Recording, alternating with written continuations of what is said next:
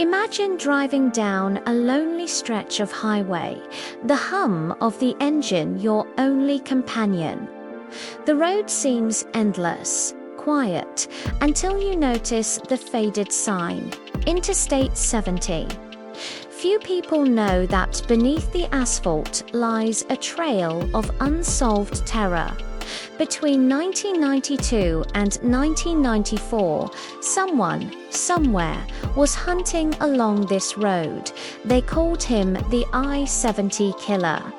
And to this day, his shadow still lingers.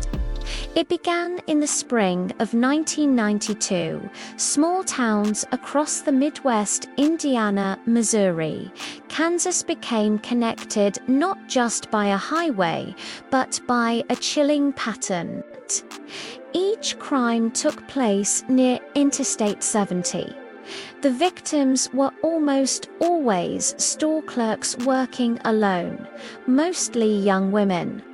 Each attack was fast, precise, and eerily consistent. There was no robbery, no motive that made sense, just a cold efficiency that sent shivers through entire communities. Witnesses described a man in his mid-30s with reddish hair and calm eyes. He never seemed rushed.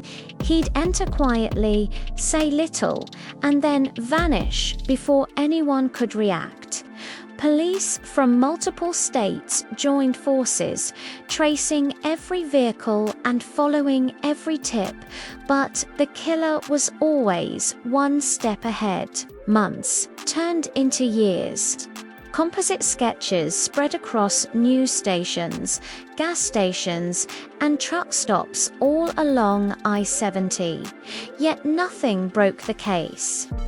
It was as if the highway itself swallowed the truth. For decades, detectives have chased leads, some claiming new DNA evidence could reopen the case, others believing the killer may have simply moved on or passed away. But every time travelers speed down that stretch of I-70, the same question echoes in their minds. Who was he? And is he still out there? The story of the I-70 killer begins with an ordinary stretch of highway that connects several Midwestern states. But during the early 1990s, it became infamous for something far more sinister. Between 1992 and 1994, a chilling series of murders unfolded along this route. Each one eerily similar, each one leaving investigators baffled. Small towns, the kind where everyone knows everyone, suddenly found themselves at the center of a nightmare that seemed to move with the wind. This wasn't the kind of terror born from chaos, but something colder, organized, deliberate, and hauntingly precise. Every few weeks, news reports would surface of another victim found near Interstate 70. The connection was undeniable. It was as if the highway itself became a hunting ground, stretching from Indiana through Missouri and into Kansas. Each incident deepened the fear that the killer could strike anywhere at any time. Communities that once felt safe now locked their doors earlier, and travelers began glancing nervously at passing cars on the road. What made the I-70 killer so frightening wasn't just the brutality of the crimes, it was the silence that followed them. There were no taunting letters, no cryptic calls, no confessions.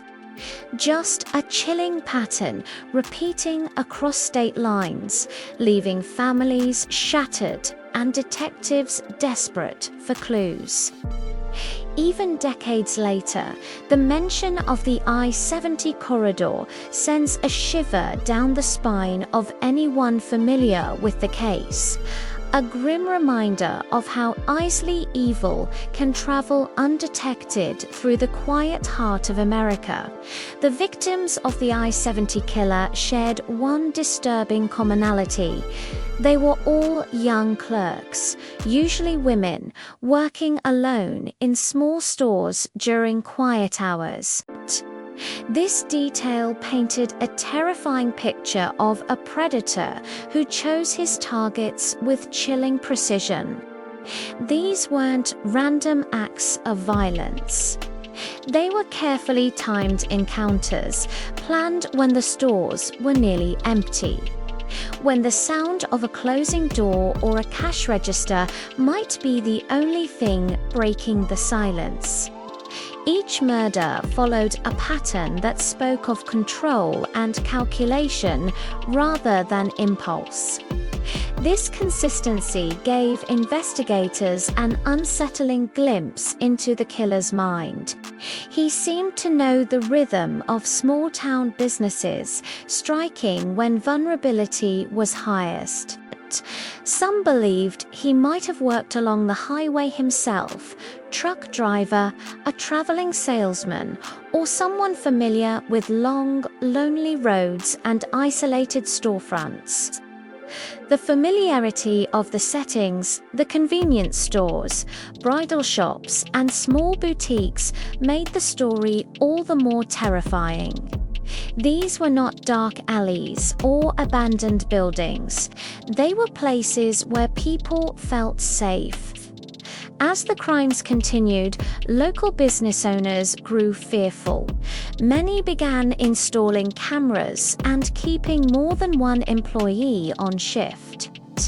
But by then, the damage was done. The killer's message was clear. Safety could vanish even in the most ordinary places. The predictability of his pattern gave law enforcement clues, but it also gave citizens a haunting sense of inevitability. No one knew when or where he would strike next, only that the pattern was far from broken. Witnesses who caught even a fleeting glimpse of the suspect described him as calm, composed, and utterly unremarkably average man in his mid-30s with reddish hair and piercing, steady eyes. It was this ordinariness that made him all the more terrifying. There was no visible rage, no frenzy, no chaos, only method.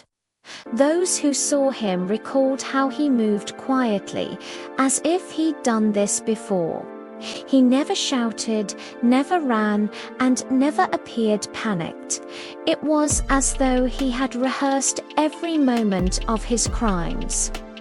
This composure hinted at a mind that understood control, someone who could mask their darkness beneath a surface of calm normalcy. Some investigators believed this poise suggested a background in the military or law enforcement, though nothing was ever confirmed. Others thought he might simply be a drifter, blending in with the thousands of travelers who passed through the Midwest each day. The lack of a clear motive only deepened the mystery. There were no signs of robbery or personal conflict, suggesting the killer's purpose was far more psychological than material. As sketches of the red-haired man spread across states, people began to look twice at strangers in gas stations and diners. Was that the same face? The same calm eyes? But like a ghost, he vanished just as quickly as he appeared. Every lead led to another dead end, and with each passing month, the image of that quiet, red-haired man became a symbol of dread, a reminder that the most dangerous monsters can look just like anyone else. Despite a massive multi-state investigation, the I-70 killer eluded capture. Police departments from Indiana to Kansas pooled their resources, sharing information, witness statements, and forensic data in hopes of finding a single connection that would break the case open. For a time, the investigation dominated local headlines, and the public was convinced that a breakthrough was near. Yet every promising lead seemed to dissolve into nothing, leaving only frustration and fear in its wake. Composite sketches were plastered across rest stops and truck stations. Tips flooded in from citizens who thought they'd seen the man at a motel or behind a counter somewhere along the highway. But the killer's mobility was his greatest weapon. Interstate 70 provided him a perfect escape route. Miles of open road that crossed multiple jurisdictions, making coordination difficult and often slow.